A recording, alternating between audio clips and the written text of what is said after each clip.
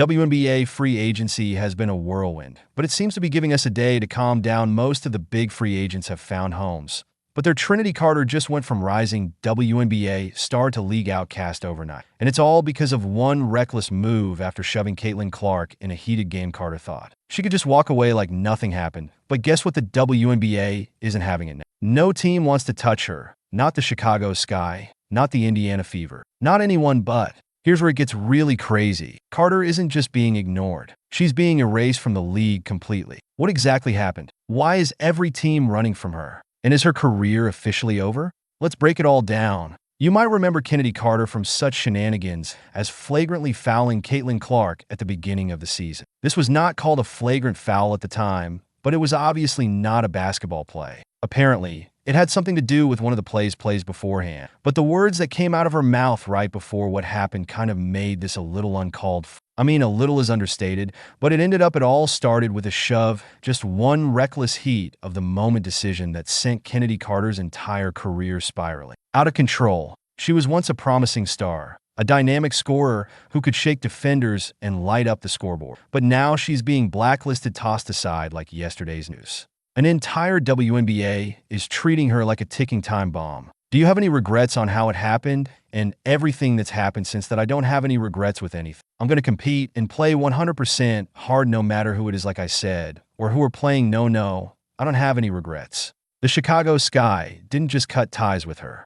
They completely erased her from their future plans. No core designation, no long-term contract, nothing. They didn't even try to trade her, which is unheard of for a player with her level of talent. They simply let her walk away, knowing full well that no other team was going to take a risk on her. And let's be clear, this wasn't just about the push. The shove on Caitlin Clark was just the final straw, the tipping point that made teams go enough is enough.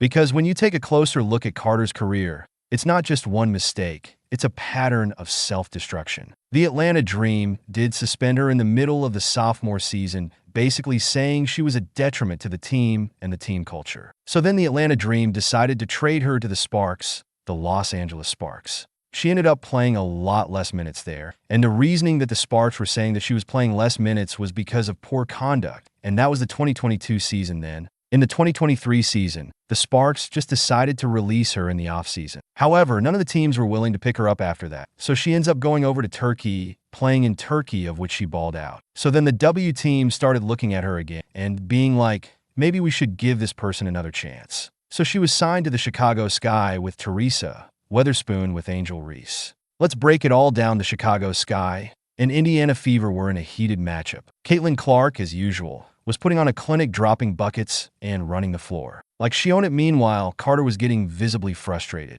Every missed opportunity, every defensive lapse, every moment where Clark took over the game, it was getting to her. And then out of nowhere, Carter snapped with the ball. Nowhere near her, she shoved Clark with force, sending her stumbling forward. The entire arena froze. Fans gasped. The players stopped mid-play. Even the refs stood still for a second, almost in disbelief at what they had just witnessed. It wasn't just a hard foul. It wasn't an accidental bump. It was intentional, unnecessary, and ugly. Caitlin Clark, to her credit, didn't retaliate. She simply turned and looked at Carter with a mix of confusion and disbelief, like she couldn't believe someone had just done that on a professional stage. And the silence in the arena, it spoke volumes.